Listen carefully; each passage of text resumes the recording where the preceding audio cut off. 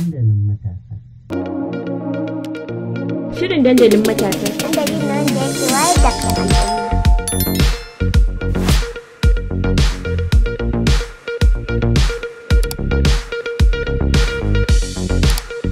Shirin dandalin matasa. Dandalin nan da yake wayar da kan al'umma.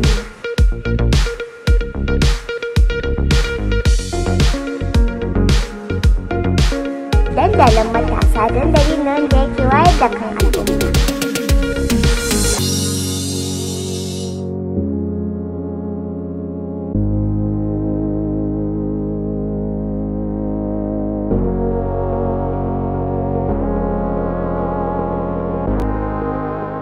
Assalamu alaikum wa rahmatullahi ta'ala wa barakatuhu. Sunana Muhammadu Bashir Aliyu, amma an fi sani na da suna Zabash. Zabash, muna jin raɗe-raɗen kana da tsari na mulkin Najeriya. Shin wani irin tanadi kawa Najeriya idan Allah ya baka shugaban ƙasar Najeriya? In dai Allah Ubangiji wa ta'ala ya bani shugabancin Najeriya, gaskiya zan kawo ci gaba musamman ga matasa. Duk wani lattijo wanda ya shekara 40 zuwa 50 gaskiya bai cikin gwamnatinmu. Za mu kawo ci gaba ga matasa sosai. Bakin ɗan shekara 30 zuwa 35 su za mu wa ministoci don su sun kasan zahin matasa kawo mu, kuma su sun kasan yadda matashi ka wahala musamman dai ma mai karatu in ka wahala musamman matasa, kuma ga manyan mutane da halin taimakawa amma ba su taimaka mana. So in Allah Ubangiji wa ta'ala ya sani mulki ƙasar ga gaskiya matasa za su ji daɗi sosai sosai. Me fi burge ka haka ke sha'awar mulkin nan? Gaskiya ni abin da ya burge ne sa ni kasan mulkin Najeriya saboda irin yadda ni ga ana wa matasa kama karya.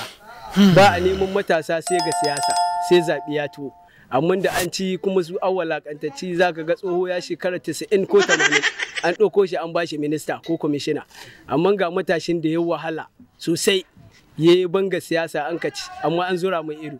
Su wannan abin shi ya jawo hankali na da cewa insha Allah in mulki Najeriya babu waɗanda zan inganta rayuwarsu sama ga matasa insha Allah. Kiya duk tsohon da ya tsoha ga Najeriya abin da ɗaya zan yi iyali ne zan ɗaukowa in tallafa in yana da su, amma shi dai bai taya cikin tsarin mulkin mu.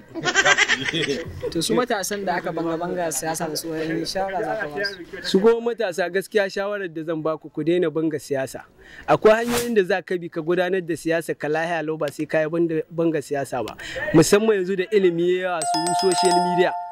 Akwai hanyoyi masu kyau waɗanda za ka bi ka yi harkar siyasa ka cikin natsuwa, ba sai an ganka da takubba ba ko adduna ka te kana sai wane, wanda in kai la'akari wane nan da kaka cewa sai shi ba ɗa ne ba jika ne.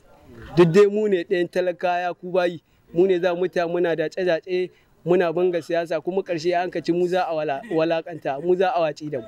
So matasa ina ba ku shawara don Allah don annabi mu babban ga siyasa, mu koma karatu, in ba mu da ƙarfin karatu mu koma wurin kasuwancin mu. Ni gani na ko zai, amma na yi muku alƙawari insha Allah in Allah ya soya da matasa, in dai ni hito takara ta shugaban ƙasa ni ci, in Allah ya soya da zai inganta rayuwar matasa sosai insha Allah. Tana nan tana tare da haɗin kai irin matsayin da nika so insha Allah. Kuma wani hukunci ka tanadan ma wa'inda ba sa matasan adalci? Gaskiya duk mutumin da bai mu matasa adalci ni bai ma cikin tsari na. Hukuncin da ka tanada a naka dokokin da suke ran. To gaskiya ni dai abu guda ne za a yi, in dai ba su bari ba su kawar da su zamu. Damar mulkin Najeriya sai ka kawar da wani kaka samu wani. Don haka in dai ba su bari ba mu kawar da su zamu, ba wai lallashin su zamu yi ba.